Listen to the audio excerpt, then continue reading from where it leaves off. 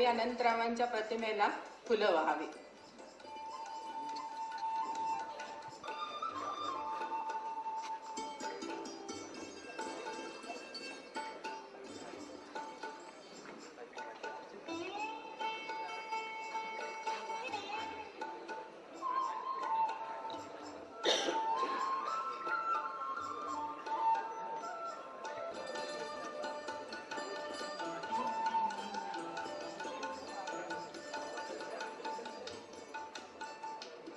आयुष्यभर जगले. तर म्हणून या कार्यक्रमाची सुरुवात एका अभंगाने करूया आणि तो अभंग म्हणणार आहे कुमारी श्रद्धा. विटेवरी करकटा सुंदर ते ध्यान उभे सुंदर ते ध्यान तुळसी हार तुळसी हार गळा कासे तर आवडे निरंतर हेची रूप सुंदर ते ध्यान मकर कुंडले तळपती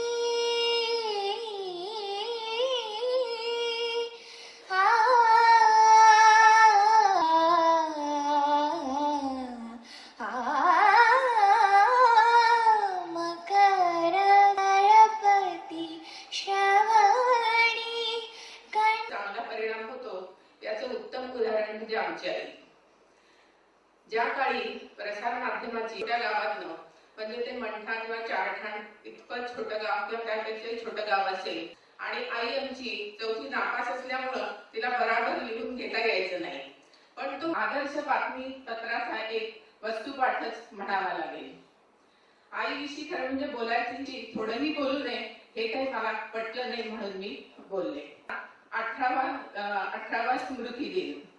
नॉर्मली एखादा माणूस गेल्यानंतर 10 वर्षी लोक भरभरून आणि असंख्य वेळा त्यांनी राजकारण, स्वातंत्र्यकारण आणि पत्रकारिता, नवनिर्वाचित आमदार प्रदीप जयस्वाल यांनी आपल्या पाहुण्याचा सत्कार केला आहे आणि प्रतिष्ठानतर्फे त्यांचं खूप खूप अभिनंदन. डी कदमवार त्यांचे मुख्यमंत्री हे त्या कार्यक्रमाचे प्रमुख पाहुणे होते आणि त्यांच्या प्रोटोकॉल प्रमाणे अध्यक्षांचे छापील भाषण त्यांनी वाचायला मागितलेले होते. तेव्हा कदमवार म्हणाले की हे भाषण ते बोलणार गायला पाहिजे आणि अजून अडून बसले की मी यातला एक शब्दही गायले. त्यांना वाटलं की ही बटाटा दर्शन होते की नाही पाहिजे आणि मग अण्णांनी त्यांचं पूर्ण भाषण कुठलाही शब्द सुद्धा न गाळता आदराने त्यांचा सन्मान केला. अण्णांचे इतर वैशिष्ट्य तरुण वर्गात अण्णा पॉप्युलर याच्यासाठी होते की ते अतिशय छान बोलत. त्या काळी जी राजकीय नेते मंडळी होती ती नेहमी म्हणायची की अण्णा तुमच्यासाठी बोलण्याची स्टाईल आली ओरिजिनॅलिटी आली नाही. एवढं बोलते. आणि आता मी प्रतिष्ठानचे अध्यक्ष प्रतिष्ठानच्या वतीनं आज या ठिकाणी अण्णांची 18वी स्मृती. काही माणसं अशी असतात की आपल्यापासून दूर जरी गेले असले तरी आज पुरस्कार देणार आहोत एका ध्येय. परंतु आज जो विषय जो आपण ठेवलेला आहे, आज आपण जो गौरव करतोय त्याची प्रकर्षाने आठवण येते. भालराव कुटुंबानी सातत्य आणि तरुण पिढीला त्याचं एक स्मरण राहावं एवढंच या ठिकाणी मला आहे. परंतु आज आपण आपण जे काय या महाराष्ट्रात आम्ही अनंतरावच्या नावाने जी काय आतापर्यंतची पुरस्कार दिली त्यात आपण पहिल्यांदा महाराष्ट्राचे संपादक गोविंद प्रसादजी अग्रवाल यांना दिला आणि मध्यंतरी निळू फुले यांना दिला. ते आपल्याला नाही तास आपल्या क्षेत्रात एवढं त्यांनी भव्य काम केलेले की आणि निष्ठा अशी माणसं आपल्याला समाजापुढे त्यांची आभार मानतो. प्रतिष्ठानच्या वतीनं आमच्या सर्वांनी ज्यावेळेस निवड व्हायची त्यांची केली, कुठलाही आमच्यात मतभेद नव्हता. आणि सर्वांनी मिळून त्यांचं नाव पुरस्करण त्यांनी आमच्या विनंतीला मान देऊन आज ठिकाणी आलो. आपण सर्वांचे आभार मानतो. माझ्या अध्यक्षांसमोर जय हिंद जय महाराष्ट्र.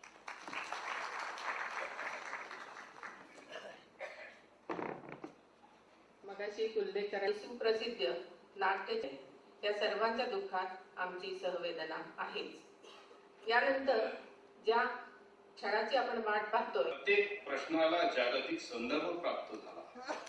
मराठी वाचकाला मार्गदर्शन करण्यासाठी ज्ञानक्षेत्र असो, राजकारण असो, प्रशासन असो, अगर माध्यमाचं क्षेत्र असो, जागतिक घडामोडींचं यथार्थ आकलन असल्याशिवाय या बदलत्या काळाची आव्हानं स्वीकारणं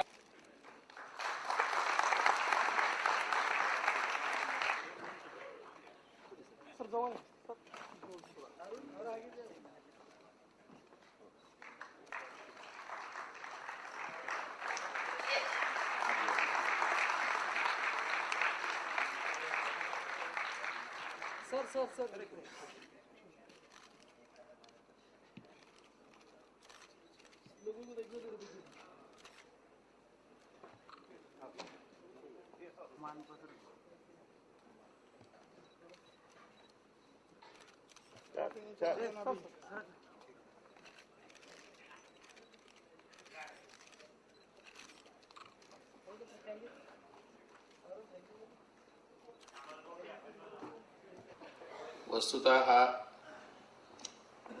पुरस्कार स्वीकारताना मला काहीसा संकोच वाटतोय. तो संकोच वाटण्याचं कारण असं की मी स्वतःच जेव्हा पत्रकारितेला सुरुवात केली त्यावेळेला माझ्या समोर जे थोडेफार आदर्श होते त्यांच्यामध्ये आनंदराव भालेराव हे होते. त्यावेळेला त्यांची माझी भेटही झालेली नव्हती. त्यावेळेला मला मराठवाड्यामध्ये किंवा औरंगाबादला सुद्धा येण्याचा प्रसंगही फारसा येत नसे. त्यावेळी मी इकॉनॉमिक टाइम्समध्ये एक वार्ताहर होतो.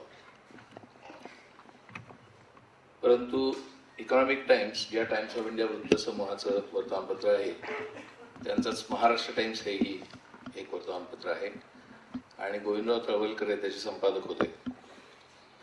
त्यावेळेला मी महाराष्ट्र टाइम्समध्ये पुढे संपादक कधी होईन अशी शक्यताही मला दुरान्वयाने वाटलेली नव्हती. कारण मी ज्या इंग्रजी पत्रकारितेत होतो आणि ज्या वर्तमानपत्रात होतो इकॉनॉमिक टाइम्स या, ते वर्तमानपत्र सोडण्याचा विचारही माझ्या मनात शिवलेला नव्हता. मी अर्थशास्त्राचा विद्यार्थी नाही, परंतु इकॉनॉमिक टाइम्समध्ये गेल्यानंतर मला जे वास्तविक अर्थशास्त्र आणि अर्थकारण समजायला लागलं की जे कोणत्याही अभ्यासक्रमामध्ये नसतं आणि प्रत्यक्षात मात्र घडत असतं, त्या अर्थकारणाचा अभ्यास मला जवळनं करायला मिळाला. कारण अर्थमंत्र्यांपासून ते उद्योगपतींपर्यंत आणि अर्थविश्लेषकांपासून ते नियोजन करणाऱ्या मंडळींपर्यंत मला भेटण्याचा प्रसंग इकॉनॉमिक टाइम्सचा वार्ताहर या नात्याने येत असे. त्या काळामध्ये आनंदराव भालेरावांची मराठवाडामार्फत जी तोफ धडधडत असे त्याचा पडसाद किंवा त्याचे प्रतिध्वनी हे महाराष्ट्र टाइम्समध्येही उमटत असत. माझा आणि गोविंदरावांचा संपर्क आम्ही एकाच वृत्तसमूहात होतो म्हणूनच होता सुरुवातीला. आणि नंतर ज्यावेळेला त्यांनी माझं नाव संपादक पदासाठी सुचवलं पुढे 1993 नंतर, तेव्हा मी महाराष्ट्र टाइम्समध्ये रुजू झालो. त्याच्याच आदल्या वर्षी 1993 साली आनंदरावांचं निधन झालं होतं आणि गोविंदरावांचे आणि आनंदरावांचे संबंध मला किती जवळचे आहे ते माहिती होतं. 1985 साली मला कथा स्वातंत्र्याची नावाचं पुस्तक लिहिण्याचा प्रकल्प माझ्याकडे सोपवला गेला होता महाराष्ट्राच्या शिक्षण खात्याकडनं, ज्याचे अध्यक्ष होते मधुकरराव चौधरी. ते पुस्तक मी 1985 साली लिहिलं होतं आणि ते पुस्तक लिहिताना त्यांनी जे मला निकष घालून दिले होते त्याच्यामध्ये 1818 जेव्हा प्रथम इंग्रजांचा युनियन जॅक महाराष्ट्रामध्ये फडकला तेव्हापासून ते 15 ऑगस्ट 1947 म्हणजे 14 ऑगस्टची रात्र इथपर्यंतचा इतिहास लिहायचा होता. त्या कथा स्वातंत्र्याची पुस्तकाच्या समितीमध्ये जी चर्चा होत असे त्या चर्चेमध्ये ते पुस्तक लिहिण्याच्या अखेरच्या टप्प्यामध्ये असा एक प्रश्न उपस्थित झाला की हैदराबाद मुक्तीसंग्रामाचा इतिहास आणि 1961 साली झालेला गोवा संघर्ष आणि गोवा मुक्ती ह्याचा संदर्भ त्या पुस्तकाच्या कक्षेमध्ये बसत नव्हता. परंतु ते दोन्ही घेतल्याशिवाय त्या पुस्तकाला पूर्णत्व आलं नसतं असं मुख्यतः माझंच मत होतं, जे मी तिथे आग्रहाने मांडत होतो. परंतु जी कक्षा ठरलेली होती ती 15 ऑगस्ट 47 पर्यंतची ठरली होती. मग समितीने थोडासा शिक्षण खात्यानेच ठरलेलं असल्यामुळे त्यात थोडा बदल केला आणि पुस्तकाच्या अखेरीनंतर शेवटच्या प्रकरणानंतर 15 ऑगस्ट 1947 च्या प्रकरणानंतर हैदराबाद मुक्ती संग्रामासंबंधामध्ये आणि गोवा मुक्ती संबंधामध्ये काही पानं लिहायचं ठरलं. स्वाभाविकच संपूर्ण पुस्तकाचा तो विषय होणं शक्य नव्हतं. त्या पुस्तकाचं वैशिष्ट्य असं होतं की सर्वसाधारण इतिहासकार ज्या पद्धतीने अभ्यास करतात मूळ दस्तऐवजांचा संदर्भ घेऊन, तसा मी केलेला नव्हता. तसं करणं अपेक्षितही नव्हतं. परंतु प्रत्यक्ष त्यावेळेला स्वातंत्र्य लढ्यामध्ये असलेले जे लोक हयात होते त्यांच्या मुलाखती घेऊन त्यांच्या आठवणींच्या आधारे ते कथा स्वातंत्र्याचे पुस्तक लिहायचं होतं. त्या निमित्ताने मला खूप स्वातंत्र्य सैनिकांना भेटता आलं आणि त्याच्यामुळेच माझी आनंदराव भालेरावांची ओळख झाली त्या पुस्तकाच्या निमित्ताने. त्याच्या अगोदर मी एकदा त्यांना भेटलो होतो, ते नरहर कुरुंदकरांच्या बरोबर. कारण नरहर कुरुंदकर आणि मी महाराष्ट्र सरकारच्या साहित्य संस्कृती मंडळात एका समितीवरती एकत्र होतो मंडळात असताना. आणि त्यामुळे त्या समितीची बैठक ज्या वेळेला औरंगाबादला झाली 82च्या अगोदर, त्यावेळेला मी सर्वप्रथम म्हणजे 80-81च्या सुमाराला आनंदरावांना भेटलो. परंतु ते मुख्यतः भक्तिभावाने. नंतर जे नरहर कुरुंदकरांबरोबर भेटलो त्यावेळेला त्यांच्याशी थोडं बोललो सुद्धा आणि मी एका अर्थाने चक्रावून गेलो की त्यांना किती गोष्टींबद्दल कुतूहल होतं, किती गोष्टींबद्दल त्यांना जिज्ञासा होती. आणि मी त्यांच्यापेक्षा वयाने लहान असताना सुद्धा ते मला प्रश्न विचारून काही गोष्टी जाणून घ्यायचा प्रयत्न करत होते. आणि मला सारखी अडचण ही होती की आपल्याला काही कळतंय असं त्यांच्यासमोर दाखवणं हे मला फार धाडसाचं वाटत होतं. परंतु ते अतिशय मोकळेपणाने बोलत होते. त्यांची ती जिज्ञासा, त्यांचा तो खुलेपणा, त्यांचं ते मनाचं मोठेपण आणि मराठवाडा दैनिकांनी घडवलेला इतिहास आणि त्यांचा प्रत्यक्ष सहभाग हैदराबाद मुक्तीसंग्रामातला आणि एकूण महाराष्ट्राच्या वैचारिक जडणघडणीमधला, हे सगळं मी पाहिलं होतं. ते त्यांचा एक प्रकारे भक्त या नात्याने. आणि आज त्यांच्या नावाने दिला जाणारा पुरस्कार हा मलाच दिला जात आहे या गोष्टीमुळे मगाशी मी म्हटलं त्याप्रमाणे मला अतिशय संकोच वाटतोय. आणि एका अर्थाने तो त्यानिमित्ताने मला त्यांना अभिवादन करायची संधी मिळाली याबद्दल कृतज्ञताही वाटते. ती कृतज्ञता व्यक्त करून आणि ते अभिवादन करून मी आजचा जो विषय निवडलेला आहे त्या विषयाकडे वळणार आहे. त्या विषयाचं साधारण स्वरूप हे राजकारणाचे बदलते अंतरंग अशा मथळ्याखालचं आहे. आता हा विषय खरं म्हणजे इतका मोठा, इतका व्यापक आहे आणि परवाच निवडणुकांचे निकाल लागल्यानंतर ह्या विषयावरती काही बोलणं म्हणजे सगळे संदर्भ त्या परवाच्याच विषयाशी निगडीत होण्याची शक्यता आहे, म्हणजे धोकाही आहे. आजच सकाळी आपल्याच मराठवाड्यातल्या अशोक चव्हाण यांची मुख्यमंत्रीपदी नियुक्ती किंवा निवड झालेली आहे आणि वातावरणामध्ये काही फरक पडेल अशी शक्यता नसताना सुद्धा फरक पडावा अशी इच्छा मात्र सगळीकडे व्यक्त होते.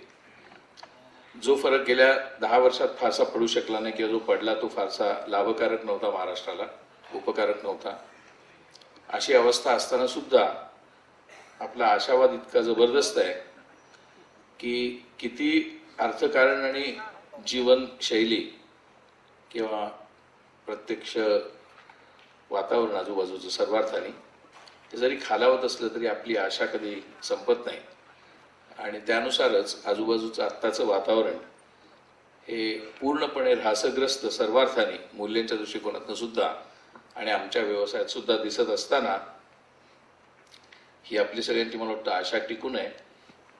ती आशाच किंवा ती वृत्तीच आनंदरावांच्या व्यक्तिमत्वाची एक शक्ती होती आणि तीच शक्ती आपल्यामध्ये आहे.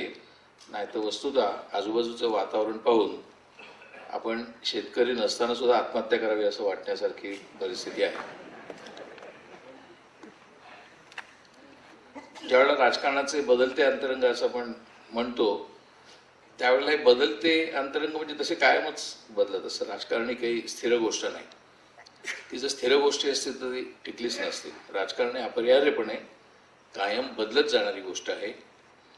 मग ती तुम्ही अगदी सॉक्रेटिस आणि गौतम बुद्धाच्या काळामधलं घेतलं राजकारण किंवा मध्ययुगीन काळातलं राजकारण घेतलं किंवा स्वातंत्र्याच्या चळवळीतलं राजकारण घेतलं, स्वातंत्र्यानंतरचं घेतलं, संयुक्त महाराष्ट्राच्या आंदोलनातलं घेतलं, मुंबईसह संयुक्त महाराष्ट्र स्थापन झाल्यानंतर गेल्या 50 वर्षातलं घेतलं किंवा अगदी गेल्या 25-30 वर्षातलं आणि कटाक्षाने गेल्या 10 वर्षातलं घेतलं तरी तुम्हाला सातत्याने बदलच दिसेल. फक्त व्यक्तींमधला बदल नाहीये, फक्त विचारसरणीचे संदर्भ बदललेत असंही नाहीये, संपूर्ण परिसरच बदलला आहे. आणि मला कायम असा प्रश्न पडतो की हा जो काही बदल घडतो ते घडवणारे घटक कोणते असतात? व्यक्ती घटक असते, नेते घटक असतात, विचारसरणी घटक असते का त्यांच्याही पलीकडे, त्या कक्षांच्याही पलीकडे काहीतरी ज्याला आपण अपौरुषेय म्हणूया, आपल्याला न समजणारे किंवा आपल्याला न उमगणारे किंवा आपल्याला अंदाजही नसलेले असे घटक काहीतरी राजकारण घडवत असतात. नुसतं राजकारण नाही तर आपलं एकूण जीवनच. ते घटक कोणते ते जर समजावून घ्यायचा प्रयत्न केला तर कदाचित भविष्यातले बदलते रंग कसे असतील, नजीकच्या भविष्यातले किंवा दूरच्या भविष्यातले, ह्याचा आपल्याला निदान अंदाज घेता येईल, याचा वेध घेता येईल असं आपल्याला वाटतं. आणि म्हणून स्वाभाविकच त्याचा शोध घ्यायचा प्रयत्न होतो. म्हणून आत्ता बोलताना 1 तास सव्वा तासाच्या काळामध्ये सगळ्या इतिहासाचा वेध जरी घेणं शक्य नसलं तरी मला असं वाटतं काही मूलभूत घटक जे आहेत, ज्या संकल्पना आहेत आणि ज्या इतिहासातल्या घटना आहेत की ज्यांनी आत्ताचा हा काळ आहे त्या परिस्थितीत आणलेला आहे, हे पाहायचा मी प्रयत्न करणार आहे. तास सव्वा तासाचं विभाजन मी माझ्यापुरतं मनाशी असं ठरवलंय की कोणतीही गोष्ट ही आत्ता तरी विशेषतः खरं कायमच, परंतु कोणतीही गोष्ट ही जागतिक कॅनव्हासवरतीच घडत असते, कधीच ती स्थानिक पातळीपुरती मर्यादित नसते.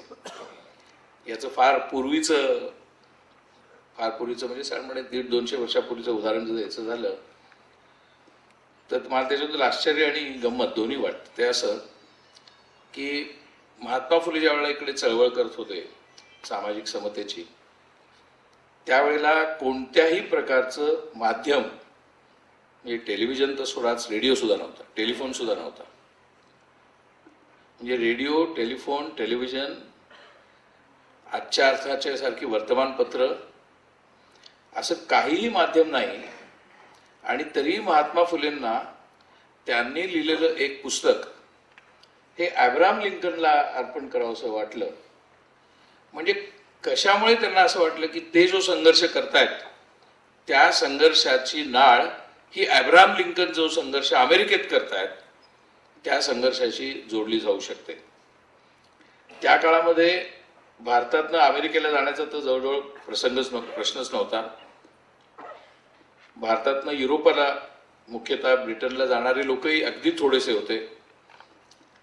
जे 5-2 व्यक्ती महाराष्ट्रातनं गेल्यात त्यांची सविस्तर निवेदनं इतिहासामध्ये प्रसिद्ध आहेत. परंतु सर्वसाधारणपणे 1860च्या सुमाराला भारतातनं कोणी अमेरिकेला जाण्याचा फारसा प्रश्न येत नसे.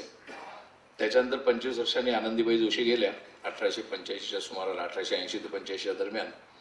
परंतु 1860 साली कोणतंही दळणवळणाचं माध्यम उपलब्ध महात्मा फुलेंना नव्हतं. आणि तरी तिकडे कृष्णवर्तनीयांचा मुक्तीचा जो संघर्ष अब्राहम लिंकन देत आहेत त्याची आपल्या इथल्या दलित मुक्तीशी जोड घालता येईल असा विचार महात्मा फुलेंना सुचलाच कसा, म्हणजे त्यांच्यापर्यंत ते साहित्य, तो विचार, तो इतिहास सगळा आलाच कसा? बरं, गंमत अशी, हा एक जसा वैचारिक धागा आहे तसा दुसरा एक अर्थकारणाचाही धागा आहे. म्हणजे वैचारिकता ही भौगोलिक सीमा ओलांडून पोचत होती, तिचं जे काही माध्यम असेल त्या माध्यमातून पोचत होती. दुसरी एक घटना होती, ती घटना अशी होती की खरं म्हणजे 1857चं स्वातंत्र्य युद्ध झाल्यानंतर आणि 1858 साली संस्थानं खालसा झाल्यानंतर प्रथमच राणीने अधिकृतपणे भारतावरती राज्यकारभार करायला सुरुवात केली होती, जरी प्रत्यक्षात राज्याभिषेक 1874 साली झाला. पण संस्थानं खालसा केल्यानंतर जो विचार ब्रिटन सरकारला पहिल्यांदा सुचला तो हा होता, कारण त्याच वेळेला अमेरिकेमध्ये खळबळ सुरू झाली होती आणि 1860 साली तर थेट यादवीलाच तोंड फुटलं. आणि ते यादवीला तोंड फुटल्यामुळे अमेरिकेमधनं जो कापूस इंग्लंडमध्ये मँचेस्टर आणि लँकेशायरला येत असे, ज्याच्या आधारे तिथले हातमाग आणि विजेवरचे माग, त्यावेळेचे विजेवरचे माग नव्हतेच, कोळशाच्या वाफेच्या इंजिनवर चालणारे माग हे चालत होते, तिथला कापूस येणं बंद झालं कारण तिकडे यादवी युद्ध सुरू झालं. अमेरिकेत यादवी युद्ध सुरू झाल्यामुळे इंग्लंडच्या गिरण्या, हातमाग गिरण्या बंद पडायचा प्रसंग आला किंवा वाफेच्या इंजिनवर चालणाऱ्या गिरण्या बंद पडायचा प्रसंग आला, कारण कापूस उपलब्ध नव्हता. तो कापूस उपलब्ध होईल तो भारतामधनं, आणि तो जो भारतामधनं उपलब्ध करून घ्यायचा असेल तर भारतामध्ये त्याच्या अगोदर डलहौसी साहेबांनी वाढवायला सुरुवात केलेलं रेल्वेचं जाळं अधिक विस्ताराला पाहिजे, म्हणजे इथून कापूस मुंबईच्या बंदरात जाईल आणि मुंबईच्या बंदरातनं तो इंग्लंडला जाईल आणि मग मँचेस्टर लँकेशायरला जाईल. अशा विचारांनी आपल्याकडच्या रेल्वेचं जाळं वाढायला सुरुवात झाली. इंग्लंडमधली अर्थव्यवस्था इतकी त्यावर ढासळलेली होती की तिथलं असलेलं लोहाचं उत्पादन, त्याचं पण काय करायचं हा त्यांच्यासमोर प्रश्न होता. आणि त्यामुळे रेल्वे जर बांधायला सुरुवात केली तर सगळेच प्रश्न हळूहळू त्यात लोहालाही काहीतरी मार्ग सापडेल. अशा विचारांनी कापूस आणि त्यांचं बाजारपेठ या दोन्हीचं सांगड घालून त्यांनी भारतातला कापूस तिकडे नेण्यासाठी इथली रेल्वे वाढायला सुरुवात केली. आणि त्याचा परिणाम असा झाला की इथल्या रेल्वेमुळे खऱ्या अर्थाने भारत एकत्र यायला लागला. ते त्यांचं उद्दिष्ट नव्हतं. खूप लोकांना आवडणार नाही किंवा पटणार नाही, पण एक गोष्ट निश्चित आहे, आजच्या अर्थाने राजकीय भारत त्यावेळेला नव्हताच. त्यावेळेला फक्त संस्थान होती, जवळजवळ 650 संस्थान होती. आणि त्यात काही पाकिस्तान, बांगलादेश, श्रीलंका, म्यानमार याही भाग होता.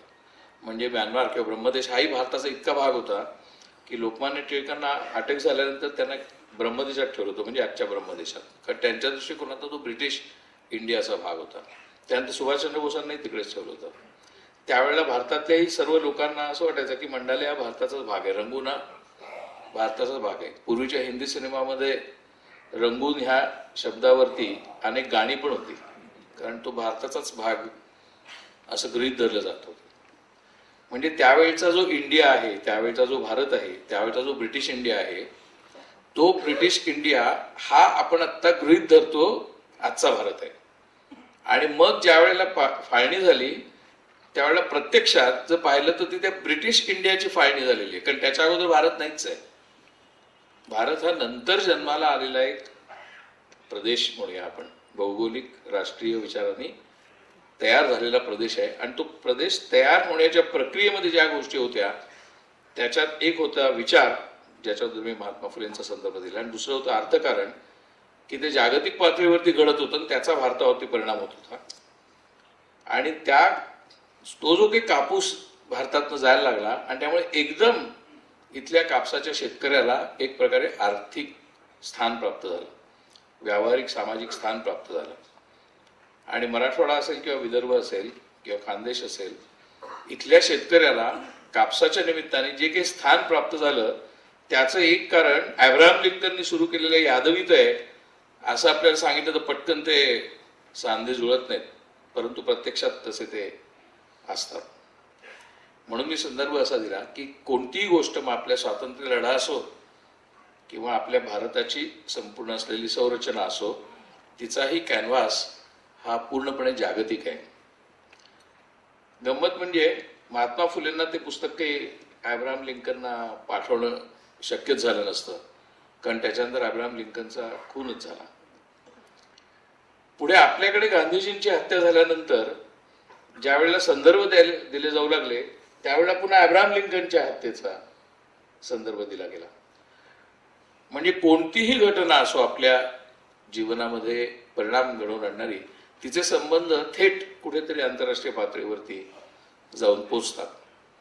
आणि ह्याच पार्श्वभूमीवरती जर आपण बदलते रंग राजकारणाचे तपासायला सुरुवात केली आणि ते जर फक्त महाराष्ट्रापुरते किंवा फक्त मराठवाडापुरते किंवा फक्त देशापुरते जर तपासायचा प्रयत्न केला तर ते फार अपुरे, तोटके आणि जे छोटे प्रयत्न होतील, त्याला काही असं स्टँडिंग ज्याला म्हणतात, त्याला आधार उभं राहता येणं एवढी ताकदच त्या मुद्द्यांवर राहणार नाही. कारण इथला कोणताच मुद्दा आणि कोणताच राजकारणाचा रंग हा केवळ इथे घडलेला नाही.